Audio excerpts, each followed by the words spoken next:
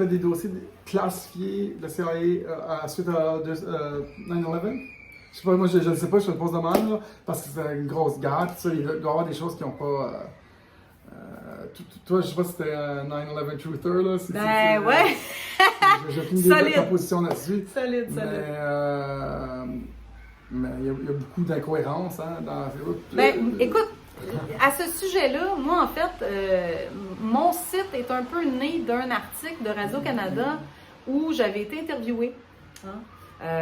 Et le journaliste de Radio-Canada m'écrit pour me dire « Hey, je cherche quelqu'un il m'écrit pour me dire « Écoute, je cherche quelqu'un qui pense que...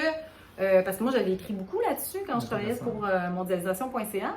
Et moi, tout ce que j'ai toujours dit, c'est la version officielle est fausse et les faits le démontrent. C'est tout. J'ai jamais dit c'est eux qui sont derrière ça, c'est un tel... J'ai jamais rien dit d'autre que la version officielle est fausse, les faits le démontrent. Et le gars m'appelle puis il me dit « Je cherche quelqu'un qui pense que le gouvernement américain est derrière les attaques. » Ben, je dis « Pourquoi tu m'écris? Parce que moi, j'ai jamais dit ça. » Le gars, il m'écrit. Il n'a jamais lu aucun des textes, là. Il avait déjà une idée préconçue. Et évidemment, son article, ben, ça s'intitulait Qui croit encore à la théorie du complot sur le 11 septembre? Mais de quelle théorie tu parles? Je veux dire, il y en a plein de théories du complot sur le 11 septembre. Et moi, je ne suis l'adepte d'aucune de ces théories. Okay? Je ne suis pas l'adepte de théories. Moi, je me base sur des faits. Des théories, non, j'en fais pas. Donc, c'est ça. Ça a été ma première plainte contre Radio-Canada. T'as-tu fait une plainte pour une vraie plainte? Oh, ouais, une plainte à l'Ombudsman. Puis écoute, c'était hallucinant. Le gars, à l'époque, qui était directeur de l'information, parce qu'avant, quand tu fais une plainte à l'Ombudsman, il envoie ça au département qui est responsable du journaliste en question. Et c'était à l'époque Pierre Champoux qui était directeur de l'information. Pierre Champoux est aujourd'hui l'Ombudsman de Radio-Canada. Mais écoute, il me dit... J'ai dit, écoutez, pourquoi vous parlez de théorie du complot? Je ne fais aucune théorie du complot. Ou dans mes textes, dites-moi où j'ai fait des théories du complot.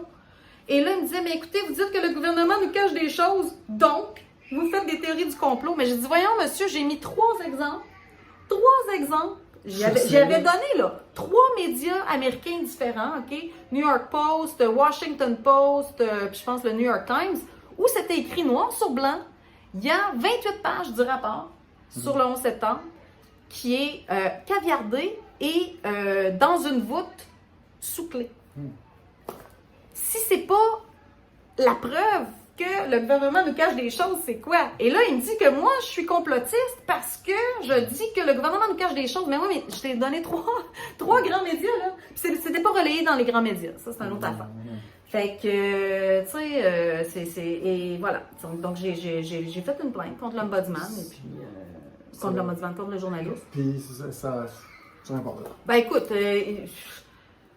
évidemment, ils savent pas quoi dire, hein, parce que moi, je fais toujours ça très, très détaillé. Puis, une vraie journaliste. Ben écoute, ils savent pas quoi répondre. Tout ce qu'ils répondent, c'est « Ah ben oui, c'est une complotiste ». Le conseil de presse ne veut plus traiter mes plaintes parce qu'ils disent que je suis une complotiste. Mais ils m'ont jamais dit... ils donnent l'exemple « Ah ben là, tu parles des guerres qui sont concoctées dans les hautes sphères du Pentagone. » Ben oui, mais... Les documents sont disponibles. Ben oui, mais le Pentagone, ça sert à quoi? Je veux dire, ça sert à faire la guerre. on a des preuves innombrables. Tu sais, l'Irak, la Syrie, la Libye... C'est juste les dernières, là. L'Ukraine, même chose. Toi, t'es comme une vraie journaliste, c'est pour ça qu'on peut te croire.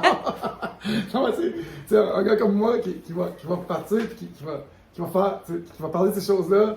Puis moi, je le fais plus de façon entertaining, si on veut. Toi, tu le fais comme une vraie journaliste. Puis je trouve que ça manque beaucoup, tu sais, sur le web. Parce qu'oublie les médias traditionnels.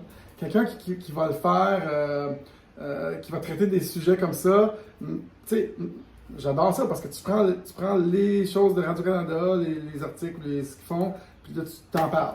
Mais tu sais, eux autres, ils n'ont pas pris le temps de défendre. Ils ont juste dit que t'es complotiste. Mais pourquoi qu'ils vont pas faire ils n'ont pas pris le temps de chercher, là. Zéro, là. Non. Mais c'est eux qui sont dans le tort.